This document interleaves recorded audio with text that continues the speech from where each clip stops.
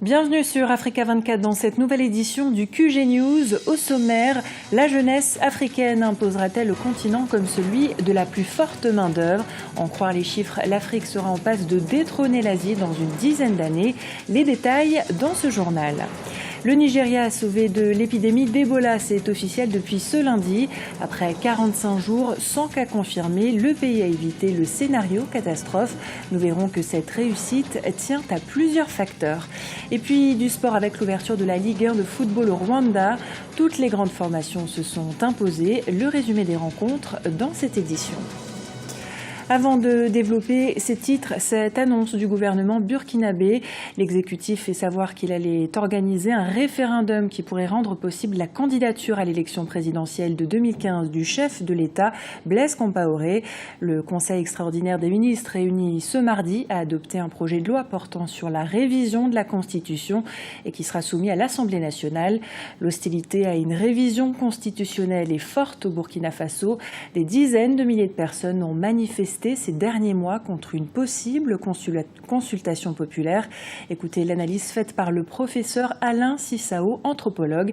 Il nous donne son sentiment par rapport à cette décision de l'exécutif burkinabé.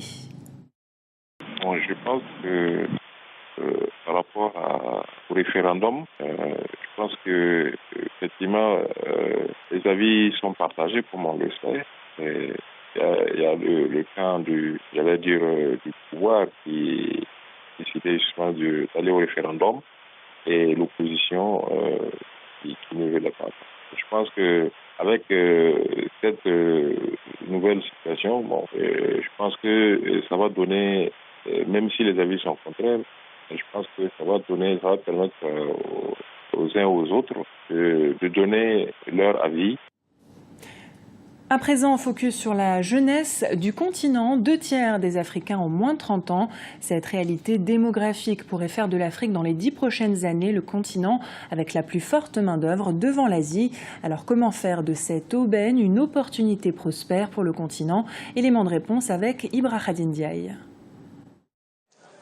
Selon les statistiques de l'Organisation internationale du travail, le taux de chômage en Afrique en 2013 est de 10,3%. Première victime, les jeunes ayant moins de 30 ans. Ils représentent 60% de l'ensemble des sans-emploi africains. Une situation préoccupante qui fait aujourd'hui partie des priorités des gouvernements africains. À Addis Abeba en 2009, les chefs d'État africains ont d'ailleurs pris la décision de mobiliser des ressources en faveur de la promotion de la jeunesse. Mais l'urgence serait de résoudre l'équation des jeunes diplômés qui arrivent chaque année sur le marché de l'emploi. L'Afrique produit beaucoup de diplômés. Et on dit que dans la prochaine décennie, chaque année, nous aurons à peu près 11 millions de diplômés qui arrivent sur le marché. Premier constat. Deuxième constat, c'est que nous avons soi-disant la plus forte croissance économique, et on dit la dernière frontière. Et paradoxalement, c'est le continent où le nombre d'emplois qu'on crée chaque année est le plus faible, proportionnellement à la croissance. Et troisièmement, c'est le continent où on a un secteur privé qui était naissant il y a quelques années, qui aujourd'hui doit se confirmer, mais ne se transforme absolument pas en création d'un tissu économique extrêmement diversifié, avec des entreprises qui embauchent tous ces jeunes qui sortent des universités. Donc c'est vraiment le continent des paradoxes. Le continent semble donc faire face à un double défi, trouver rapidement les moyens de résorber à court terme le chômage qui frappe les jeunes en l'occurrence. Le deuxième défi est de redéfinir des systèmes éducatifs réellement authentiques qui fait face du développement réel du continent à la finalité de toute formation.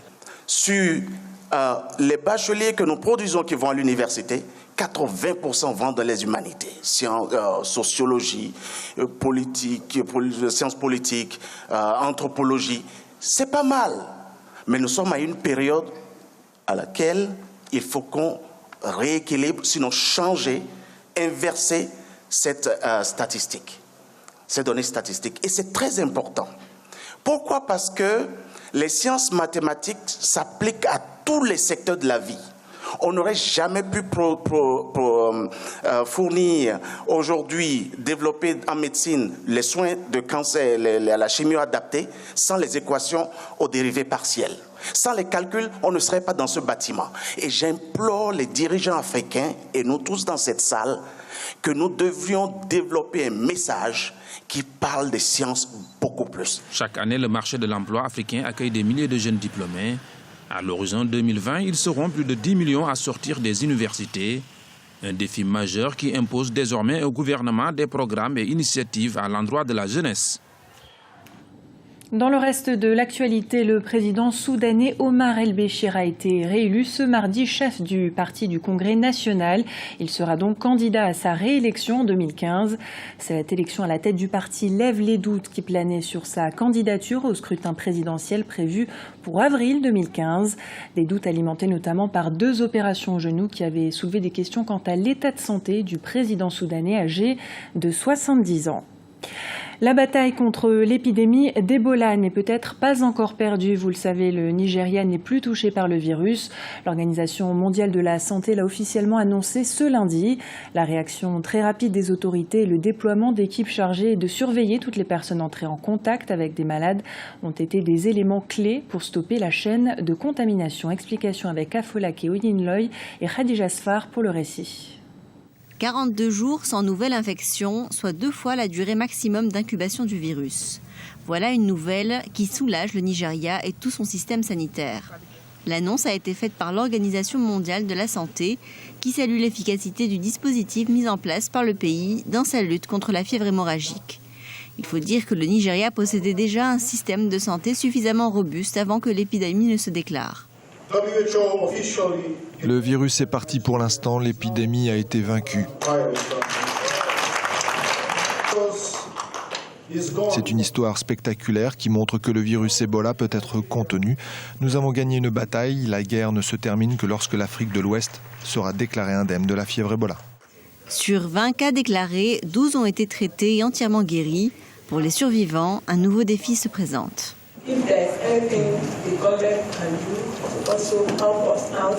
S'il y a quelque chose que le gouvernement fédéral peut faire en particulier, ce serait en termes de stigmatisation.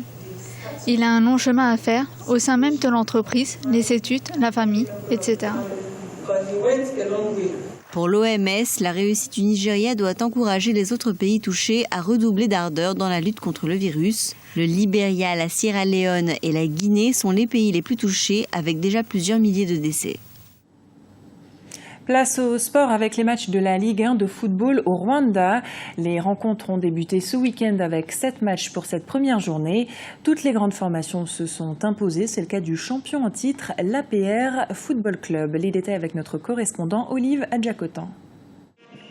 APR FC démarre bien le championnat de football 2014-2015 du Rwanda. Les champions en titre du pays des 1000 collines ont battu 1-0 Musanze FC lors de la première journée de la saison.